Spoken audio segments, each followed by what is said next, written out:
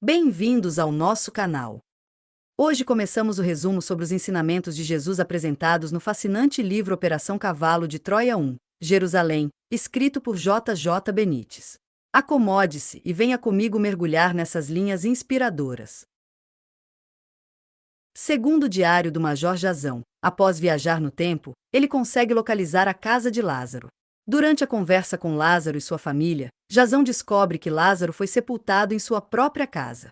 Eles relatam tudo o que aconteceu com sua morte e o extraordinário milagre de sua ressurreição. Ao encontrar Marta, irmã de Lázaro, Jesus afirma que seu irmão voltaria à vida, pois ele é a ressurreição e a vida.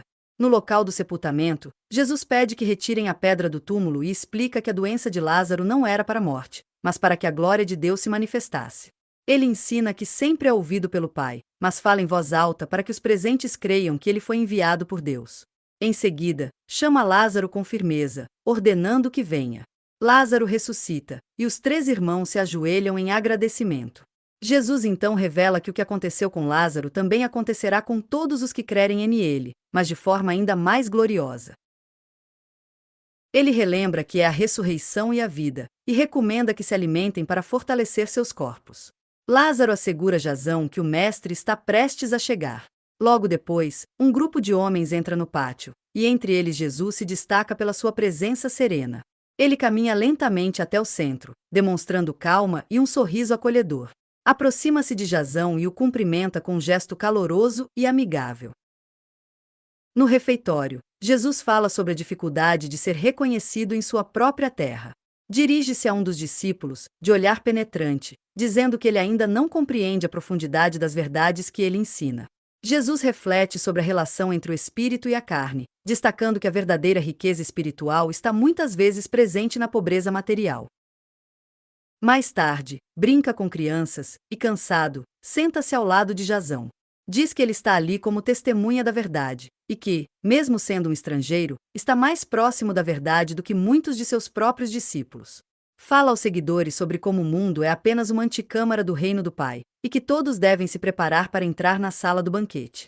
Enfatiza que a verdadeira sabedoria nasce de um coração humilde, e que o reino de Deus não está em um lugar distante, mas dentro e fora de cada um de nós. Jesus adverte que, ao conhecerem a si mesmos, descobrirão sua identidade como filhos do Pai vivo. Caso contrário, viverão em pobreza espiritual. Ensina que a verdade só pode ser encontrada no Pai, que sempre habitou no coração de todos. Diz que, ao olharem para dentro de si, poderão descobrir o que está oculto, pois nada há que não venha a ser revelado. Contudo, a multidão buscava apenas milagres.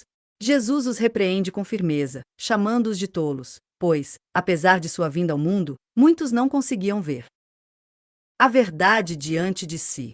Acompanhado de Lázaro e suas irmãs, Jesus vai até a casa de Simão. Lá, a irmã mais nova de Lázaro unge seus pés com um perfume caro. Judas Iscariotes e outros convidados criticam o gesto, sugerindo que o perfume deveria ter sido vendido para ajudar os pobres.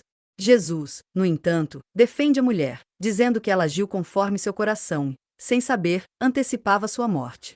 Ele ensina que os pobres sempre estariam entre eles, mas ele não. O gesto da mulher seria lembrado como prova de fé. Ao enfrentar os fariseus, Jesus os observa com reprovação e denuncia suas hipocrisias. Embora se apresentem com roupas luxuosas e desejem conhecer a verdade, estão presos às aparências e não conseguem enxergar o que é profundo.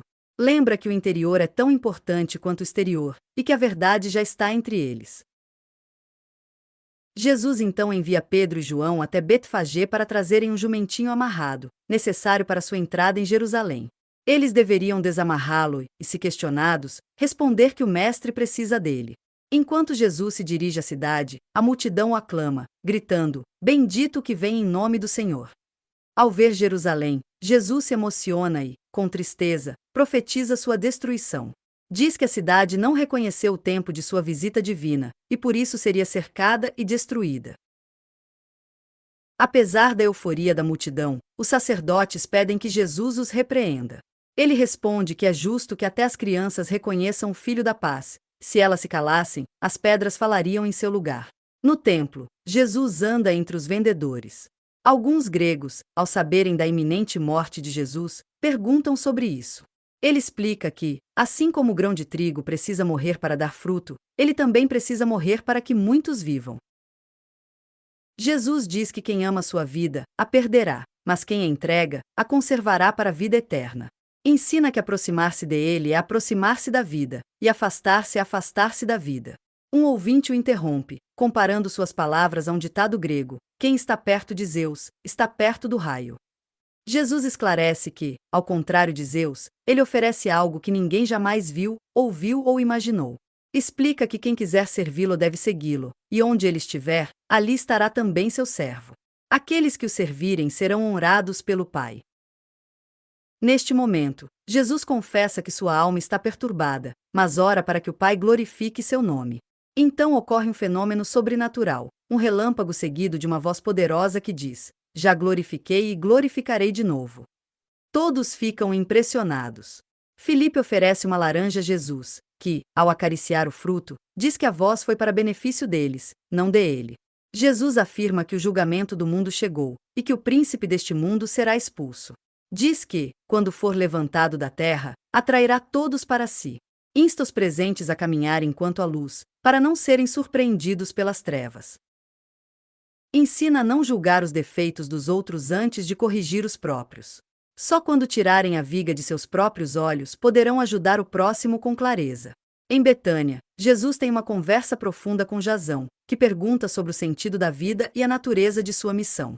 Jesus revela que sua vinda ao mundo não foi para trazer paz, mas divisão, como fogo e espada, pois a verdade nem sempre é aceita. Diz que a humanidade está cega em seus próprios erros e vazia em sua existência, mas que o amor é a única medida válida do outro lado. No fim, todos devem reconhecer que são filhos de Deus, pois essa é a essência da criação. Quando Jasão pergunta se a vida é uma aposta, Jesus responde que sim, mas que a única aposta válida é por Deus, pois tudo mais é passageiro. Explica que até os criminosos amam à sua maneira, mas, no final, só o amor importará. Sua missão é lembrar à humanidade que todos são filhos de Deus e que a verdadeira felicidade só é alcançada pelo amor. À medida que Jasão começa a compreender, Jesus afirma que tudo dependerá do tempo necessário para que o mundo entenda e viva esse amor. Deixa claro que seu objetivo é transmitir a vontade do Pai, que todos vivam como filhos amados de Deus. Sua missão não era fundar uma igreja como se entendia na época. Compara a fidelidade de um servo a dois senhores com a impossibilidade de servir a Deus e as estruturas de poder ao mesmo tempo. Seu ensinamento só pode ser acolhido por corações sinceros, não por instituições ou riquezas. Diante da pergunta de Jasão sobre alcançar Deus sem passar por uma igreja, Jesus afirma que Deus existe desde antes de qualquer instituição e que a conexão com o divino não depende de estruturas humanas. O verdadeiro santuário é o amor, e os homens só serão santos quando souberem amar. Jesus diz que sua missão se cumprirá quando seus discípulos conseguirem transmitir à humanidade que o Pai existe, e que o amor, além de qualquer ritual ou dogma, é a chave para se alcançar a Deus. Afirma que o Pai é tão livre que permite aos homens cometerem erros, mas adverte contra aqueles que se acham donos da verdade absoluta, respondendo ao erro com mais erro e à maldade com mais maldade. Diz que os que tentam monopolizar Deus se desviam do verdadeiro caminho. Recomenda a Jasão que, ao invés de falar sobre Deus, o sinta dentro de si, pois essa é a forma mais verdadeira de conexão com o divino. Quando Jasão tenta conceituar Deus como uma energia, Jesus aprova sua visão. Sobre o amor, ensina que é a força que guia a vida e se manifesta tanto nos grandes gestos quanto nos pequenos atos do cotidiano. O verdadeiro amor não espera retribuição, mas se doa livremente. Quando esteve no templo, Jesus não usou chicote nem derrubou mesas, mas destacou que as Escrituras estavam sendo cumpridas. A casa de Deus deveria ser um lugar de oração para todas as nações, mas havia se tornado um abrigo de ladrões. Ao saberem do ocorrido, os sacerdotes foram confrontados por Jesus, que lhes lembra que das bocas das crianças se aperfeiçoam os louvores. Questionado por um grupo sobre sua autoridade, Jesus responde com outra pergunta: o batismo de João vinha do céu ou dos homens? Como não sabiam responder, Jesus também não lhes revela com que autoridade realizava seus atos. Em seguida, conta a parábola de um pai com dois filhos. A um ele pede que trabalhe na vinha, mas este recusa e depois vai. Ao outro, que aceita de imediato, mas não cumpre. Jesus pergunta qual dos dois fez a vontade do pai. Todos respondem: o primeiro. Explica então que cobradores de impostos e prostitutas, embora inicialmente rejeitem a verdade, entrarão antes no reino de Deus do que sacerdotes e fariseus, que aparentam santidade, mas rejeitam o caminho da verdade. Recorda que os antepassados rejeitaram os profetas, e agora fariam o mesmo com o Filho do Homem. Por fim, fala sobre a pedra rejeitada pelos construtores, que se tornaria a pedra angular. Adverte que, se continuarem a rejeitar o Evangelho, o reino de Deus lhe será tirado e entregue a um povo disposto a acolher as boas novas e viver pelos frutos do Espírito. Os últimos ensinamentos antes da despedida. Enquanto o tempo se estreitava, Jesus revelou aos seus discípulos verdades profundas, mistérios que tocavam o espírito humano. Ele falou sobre uma pedra misteriosa: aquele que caísse sobre ela, mesmo sendo destruído, seria salvo. Mas quem caísse sob ela, seria moído até se tornar pó. Com essas palavras simbólicas, Jesus mostrava a força redentora da verdade e a consequência do orgulho que a rejeita. Na casa de Simão, o leproso curado, Jesus fez uma despedida comovente a seus amigos. Jason, discretamente, ativou um mecanismo de gravação do Manus para registrar aquele momento sagrado. Jesus percebeu, sorriu, e voltou-se aos seus 12, um por um, oferecendo conselhos pessoais, íntimos, como um pai que se despede dos filhos. A André, pediu que se mantivesse firme e não demonstrasse fraqueza. A Pedro, advertiu que não confiasse na força física, nem em espadas, mas sim nos alicerces espirituais da verdade eterna. A Mateus, recordou a graça que receberá e a importância de resistir às tentações humanas, prometendo a recompensa eterna. A Tomé, aconselhou caminhar por fé e não por vista, confiando que o Mestre completaria a obra em seus corações. Aos gêmeos, recomendou que fossem fiéis ao coração, sem se iludir com grandes homens ou com a instabilidade das multidões. A Simão, o Zelote, pediu que se elevasse acima da oposição e buscasse as realidades do Espírito. A João, o discípulo amado, lembrou a importância da suavidade, do amor aos inimigos e da tolerância. Com Judas Iscariotes, falou com preocupação, alertou sobre os perigos da adulação e do ridículo, e o instou a não se cansar de fazer o bem. Quando Pedro e Tiago expressaram dúvidas sobre o perdão, Jesus respondeu com firmeza e ternura: eles estavam enganados. O perdão, explicou, não era uma moeda de troca com Deus. Era fruto do amor e da compreensão infinita do Pai. Como um pai que entende os erros dos filhos, Deus perdoa, não por pedidos, mas por sua maturidade espiritual. Jesus ensinou que o pecado nasce da consciência humana, mas não faz parte da mente divina. E o perdão, no coração de Deus, é natural e inevitável. Disse que a incapacidade de perdoar revela imaturidade espiritual. Amar é compreender, perdoar é sinal de sabedoria. O amor se baseia na compreensão, se alimenta do serviço e se aperfeiçoa na sabedoria. Por isso, Jesus os instou a ir além das aparências e enxergar a natureza interior das pessoas. Então, perguntado se era justo pagar tributo a César, Jesus pediu uma moeda. Vendo a imagem de César nela, respondeu com clareza imortal: dai a César o que é de César, a Deus o que é de Deus, e a mim o que é meu. A multidão aplaudiu, maravilhada com sua sabedoria. Os saduceus tentaram armá-lo com perguntas sobre ressurreição e casamento. Jesus respondeu que aqueles que renascessem nos mundos eternos não se casariam, pois se tornariam como os anjos, filhos da luz e da eternidade. E afirmou: meu Pai não é Deus de mortos, mas dos vivos.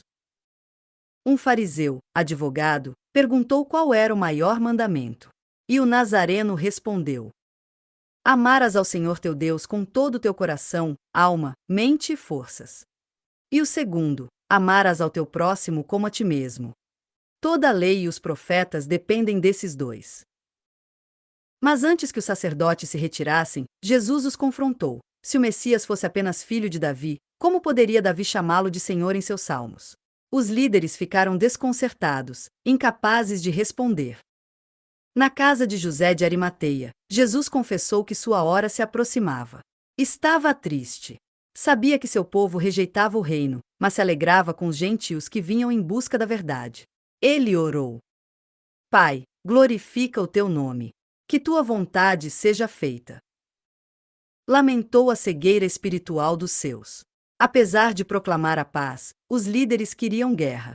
Disse que muitos já haviam aceitado a filiação divina, e que a salvação ainda estava disponível para os que voltassem seus corações a Deus. Um membro do sinédrio se levantou, alterado, e tentou tirar todos da esplanada. Mas Jesus continuou: Jerusalém, quantas vezes tentei te reunir como a galinha aos seus pintinhos, mas não quiseste. Deus enviou profetas, mas vocês os mataram. Agora desejam destruir o Filho do Homem. Advertiu que, ao ultrapassarem o limite da desobediência, a nação seria abandonada aos próprios caminhos. E o reino de Deus seria entregue a outros povos, que o receberiam com fé sincera, como crianças. Jesus lamentou que os líderes de Israel, os primeiros que deveriam abraçar a luz, fossem justamente os que a rejeitavam.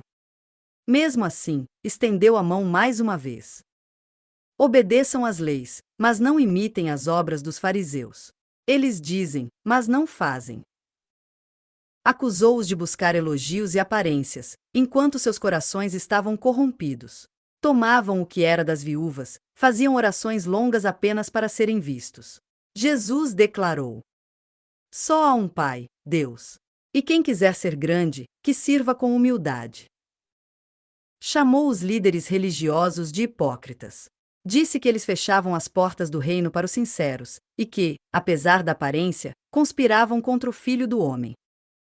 Profetizou que teriam de prestar contas pelo sangue derramado, desde os primeiros profetas até os últimos. Mas mesmo assim, lamentou: Jerusalém, não reconheceste o tempo da tua visitação. Disse que o templo seria destruído, e que falsos líderes e messias surgiriam. Mas pediu calma aos seus seguidores, pois o fim ainda não viria logo. Quando a cidade estivesse cercada por exércitos, por causa da rebelião dos falsos profetas, Jesus alertou: Fujam para os montes. Predisse dias de grande tribulação, e que muitos seriam enganados por falsos salvadores. Pedro, tentando interpretar com base nas tradições, foi repreendido. O reino de Deus não era material, mas espiritual. O evangelho se espalharia pelo mundo. O retorno do Filho do Homem seria em espírito, não com exércitos. Quando o evangelho fosse proclamado a todos, e o tempo da era se cumprisse, então ele estaria de volta. Jesus afirmou que ninguém sabe o dia exato, mas que os sinais seriam claros como as estações. A vida eterna, disse ele, já havia começado para os que criam. Não era preciso temer governos ou guerras. E por fim, declarou: Cada geração deve cumprir sua parte. Vivam com a consciência da eternidade. Não temam a morte, pois já são filhos do reino. E onde houver fé verdadeira, ali estou eu. E assim terminamos a primeira parte dos ensinamentos de Jesus do livro Cavalo de Troia, uma Jerusalém. Em breve vamos continuar, não perca! Inscreva-se no nosso canal e ative as notificações para não perder vídeos novos. Até a próxima, pessoal!